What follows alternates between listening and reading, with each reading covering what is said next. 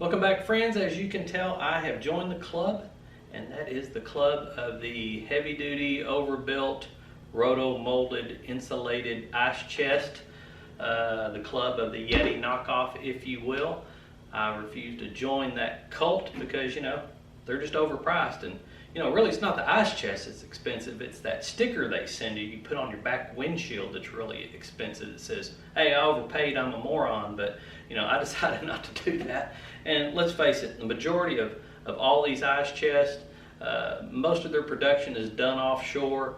So, yeah, that's an Austin company, and yeah, this is a Cypress, Texas company. It says right here, designed in Cypress, Texas, which is a red flag for it ain't made here.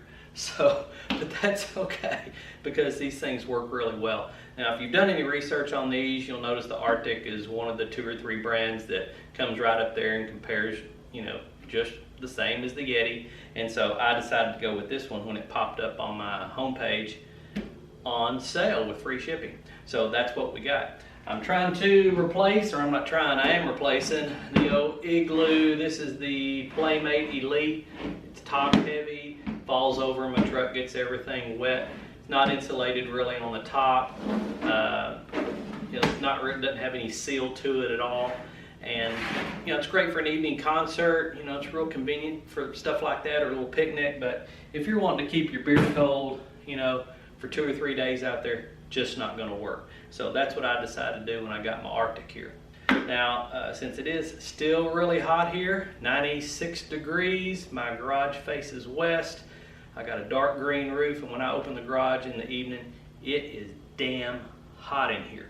So I figured this would be a perfect place to test this thing out and throw some ice in it, maybe some water or something, and we're just going to check back on it periodically and see how it does. So come along with me, stand by, and let's get to testing. Okay, we got a couple bags of ice here in our Rtic 20. A couple waters. It is 96 degrees. It was hotter when I opened it up. Of course, the garage has been open a little bit since then, but it was well over 100 when we came in. So we're just going to let this thing stew and see what happens. Well, here we are at the end of one day, 24 hours later. Must have had a cold front come in because it's only 94 degrees. Let's see what we got here. Oh, surprise, it's still full of ice. Well, we'll come back tomorrow and see if it's any different. Well, it's 48 hours later. Let's see what we got. It's still plenty hot and steamy here. Oh, still got plenty of ice. Looks like we got some water going on there. I thought we would monitor the temperature now that it's starting to get low. So I'm just going to put this in here and see what kind of temperature we end up with tomorrow.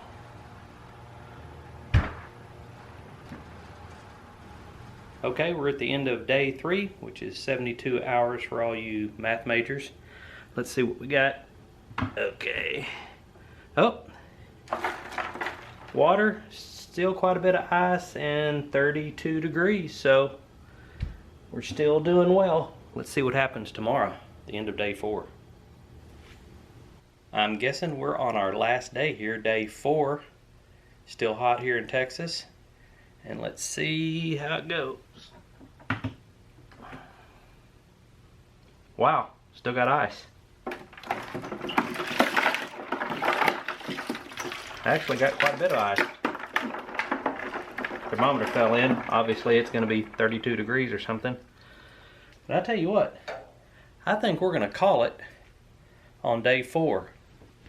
That's probably as long as I'll be using this thing anyway, and I know I can still have ice for an entire weekend and then some, even in Texas temperatures. So there you have it, folks. You don't need to go out and buy the most expensive ice chest on the market just to have that cool decal on the back of your windshield. Save yourself some money.